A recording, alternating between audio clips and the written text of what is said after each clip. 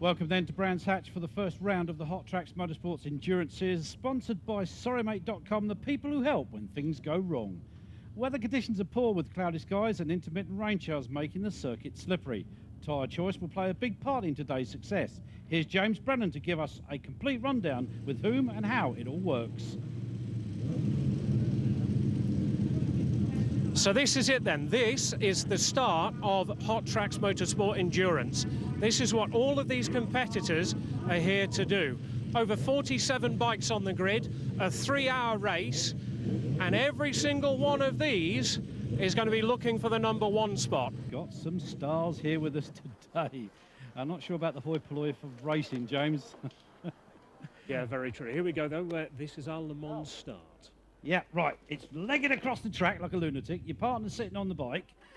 You've got to start it up. There's Jenny Timworth on Hudson Kenner. Takes the bike away for the first stint, and they're all away. Well, most of them at least. Looks like we've got a couple of stragglers just at the back of the grid, while the number 100 machine just at the back of there. One of the junior split lath motorsports just getting away. And, that's the number 85 machine. That's Mark and Peter Dilks, who we may have seen earlier on in our Motor Grand days, but well, Hugh Brasher, Mick Godfrey out there on one of their machines, Sweatshop Racing, one of our title contenders, I think, this year for certain, Kenny. Yeah, indeed. And I think we've got Kenner in there, Hudson Kenner, the teammate to Jenny Timworth, of course, the fastest girl around the Isle of Man TT course. Not the fastest girl on the Isle of Man, I might add for you out there. Oh, he's still got a problem with it. Send it back to the pits and get it started. Well, that's the way that it works.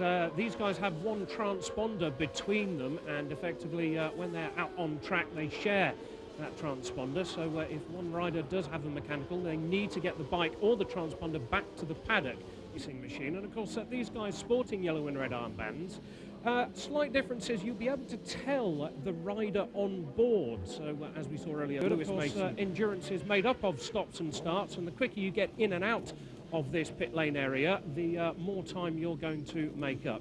71 machine also, that's in for their parade changeover. Banzai Racing, Dalton and Thompson doing their changeover. So that's the CBR 1000 heading out onto track. Dutch Cross Racing machines, the number 14 coming in. Sorry, it's 1491 Endurance, and you can see having a special tank made for quick filling to make sure that they can get in and out of the pits fairly rapidly. Quick tyre change as well, and this should put them in a reasonably good position when they get back out onto track. Got everybody mucking in, but only a certain amount of people allowed to touch the machine at any one time. I think there's only allowed 2 people to be working on the machine.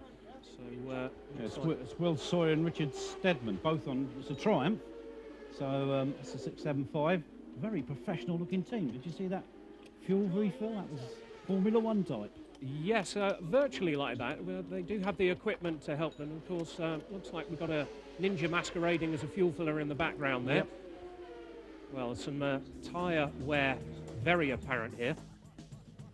So then after the first hour, 62 lap, it's the 120 machine of Mason and Moore that lead from Brand and Brand, the 2 brothers in second place. Well, the 25 machine of Dodwell and Hornet, followed by the 130 machine of Loveday and Torlen. Those guys, they've done a couple of national and international, and also the number 75 BLDS Couriers team. That's John T. Dixon on board at the moment.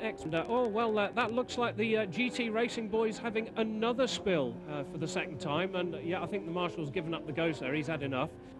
Yeah, that's Brad that's been roosting him. Oh, it's another one off. It's getting slippery out there.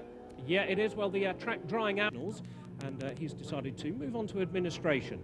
So, well, we can see the treble 9 machine there, the GR Racing crew with Hudson Kenner on the very practiced indeed. Oh, no, that's a bit of a barbecue going on down at the exit of Graham Hill Bend, and I think that's the Ridgeback Racing machine, number 101, which has decided to ignite itself. Positions in the classes, National 600, Mason and Moore lead that. Junior 600, Brand and Brand.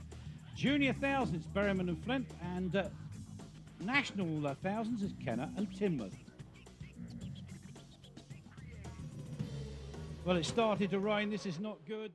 20 machine with his yellow armband, just tackling the final corner before the start finish straight, and very much out there. But that was, looks like we've got another faller going down. That's one of the JR Racing crew who's decided to take a tumble on the exit of Druids, There's a few more changeovers now beginning to happen. As you can see, the rain really has fallen.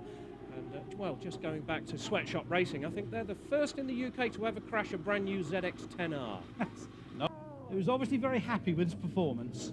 Yes, he says. Absolutely. Yes. Why not? There's many a record I could probably use to explain at the moment, but I don't think we'll. It looks like he's just having a word with Hugh Brasher there in Sweatshop. Well, results screen up there, and Split Laugh Motors have made their way back to the front as we see another faller. It's Jenny Tinmouth. Yeah, she's down. Now, can she pick it up and get the bike going again?